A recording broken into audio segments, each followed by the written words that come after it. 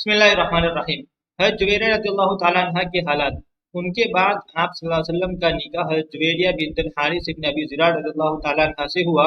یہ غزوہ مریثہ میں قید ہو کر آئی تھی اور غنیمت میں حضرت ثابت بن قیس رضی اللہ تعالیٰ عنہ کے حصے میں آئی۔ قید ہونے سے پہلے مصافع ابن صفوان کے نکاح میں تھی۔ حضرت ثابت رضی اللہ تعالیٰ عنہ نے ان کو 9 اوقیہ سونے پر مکاتب کر دیا تھا۔ مکاتب اس غلام یا بانی کو کہتے ہیں جس سے یہ مقرر کر لیا جاوے کہ اتنے دام اگر تم دے دو تو تم آزاد۔ ایک اوقیہ 40 درہم کا ہوتا ہے اور ایک درہم تقریباً 3.5 آنے کا۔ اس حساب سے 9 اوقیہ کی قیمت 78/12 ہوئی اور 4 آنے کا اگر درہم ہو تو 90 ہوئی۔ یہ حضور اکرم صلی اللہ علیہ وسلم کی خدمت میں آئی اور عرض کیا کہ یا رسول اللہ، میں اپنی قوم کے سردار حارث کی بیٹی جویریہ ہوں۔ جو مصیبت مجھ پر نازل ہوئی آپ کو معلوم ہے۔ اب اتنی مقدار پر میں مکاتب ہوئی ہوں اور یہ مقدار میری طاقت سے باہر ہے۔ آپ کی امید پر آئی ہوں۔ حضور اکرم صلی اللہ علیہ وسلم نے فرمایا کہ میں تجھے اس سے بہتر راستہ بتاؤں کہ تجھے مال ادا کر کے آزاد کرا دوں اور تجھ سے نکاح کر لوں۔ ان کے لیے اس سے بہتر کیا تھا؟ بخوشی منظور کر لیا۔ اور ہجری سن 5 میں مشہور قول کے موافق اور بعضوں نے ہجری سن 6 میں اس قصے کو بتایا ہے۔ نکاح ہو گیا۔ صحابہ رضوان اللہ تعالیٰ علیہم اجمعین نے جب سنا کہ بنو المستلق حضور اکرم صلی اللہ علیہ وسلم کی سسرال بن گئی ہیں تو انہوں نے بھی اس رشتے کے اعزاز میں اپنے اپنے غلام آزاد کر دیے۔ کہتے ہیں کہ ایک حضرت جویریہ رضی اللہ تعالیٰ عنہ کی وجہ سے 100 گھرانے آزاد ہوئے جن میں تقریباً 700 آدمی تھے۔ اس قسم کی مصلحتیں حضور اکرم صلی اللہ علیہ وسلم کے ان سب نکاحوں میں تھی۔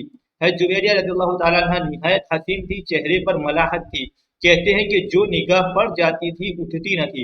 حضرت جویریہ رضی اللہ تعالیٰ عنہ نے اس لڑائی سے 3 دن پہلے ایک خواب دیکھا تھا کہ یثرب یعنی مدینہ سے ایک چاند چلا اور میری گود میں آ گیا۔ کہتی ہیں کہ جب میں قید ہوئی تو مجھے اپنے خواب کی تعبیر کی امید بڑھی۔ اس وقت ان کی عمر 20 سال کی تھی اور ربیع الاول ہجری سن 50 میں صحیح قول کے مطابق 65 برس کی عمر میں مدینہ طیبہ میں انتقال ہوا اور بعضوں نے ان کا انتقال ہجری سن 56 میں 70 برس کی عمر میں لکھا ہے۔ ایک اور نکاح کا واقعہ لکھ رہے ہیں حضرت ام حبیبہ رضی اللہ تعالیٰ عنہ کے حالات۔ ام المؤمنین حضرت ام حبیبہ رضی اللہ تعالیٰ عنہ ابو سفیان کی صاحبزادی، ان کے نام میں اختلاف ہے۔ اکثروں نے مرملہ اور بعض نے ہند بتایا ہے۔ ان کا پہلا نکاح عبداللہ ابن جہش سے مکہ مکرمہ میں ہوا تھا۔ دونوں میاں بیوی مسلمان ہو گئے تھے۔ کفار کی تکالیف کی بدولت وطن چھوڑنا پڑا اور حبشہ کی ہجرت دونوں نے کی۔ وہاں جا کر خاوند نصرانی ہو گیا۔ یہ اسلام پر باقی رہی۔ انہوں نے اسی رات میں اپنے خاوند کو خواب میں نہایت بری شکل میں دیکھا۔ صبح کو معلوم ہوا کہ وہ نصرانی ہو گیا ہے۔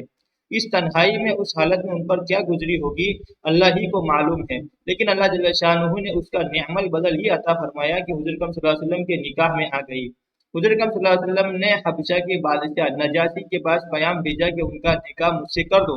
چنانچہ نجاشی نے ایک عورت ابرہہ کو ان کے پاس ان کی خبر کے لیے بھیجا۔ انہوں نے خوشی میں اپنے دونوں کنگن جو پہن رہی تھی اس کو عطا کر دیے اور پاؤں کے چھلے کڑے وغیرہ متعدد چیزیں اس کو خوشی میں دے دی۔ نجاشی نے نکاح کیا اور اپنے پاس سے 400 دینار مہر کے ادا کیے اور بہت کچھ سامان دیا۔ جو لوگ مجلس نکاح میں موجود تھے ان کو بھی دینار دیے اور کھانا کھلایا۔ اس میں اختلاف ہے کہ یہ نکاح ہجری سن 7 میں ہوا جیسا کہ اکثر کا قول ہے یا ہجری سن 6 میں جیسا کہ بعض نے کہا ہے۔ صاحب تاریخ خمیس نے لکھا ہے کہ ان کا نکاح ہجری سن 6 میں ہوا اور رخصتی ہجری سن 7 میں۔ جب مدینہ طیبہ پہنچی تو نجاشی نے بہت سی خوشبو اور سامان جہیز وغیرہ دے کر ان کو نکاح کے بعد حضور اکرم صلی اللہ علیہ وسلم کی خدمت میں بھیج دیا۔ بعض کتب و تواریخ اور احادیث سے معلوم ہوتا ہے کہ ان کے باپ نے نکاح کیا، مگر یہ صحیح نہیں، اس لیے کہ ان کے باپ اس وقت تک مسلمان نہیں ہوئے تھے، وہ اس قصے کے بعد مسلمان ہوئے ہیں۔ ان کا ایک قصہ اسی باب کے 9 نمبر پر گزر چکا ہے۔ ان کے انتقال میں بہت اختلاف ہے۔ اکثر نے ہجری سن 44 بتایا ہے اور اس کے علاوہ ہجری سن 42 اور ہجری سن 55 اور 50 وغیرہ اقوال بھی ہیں۔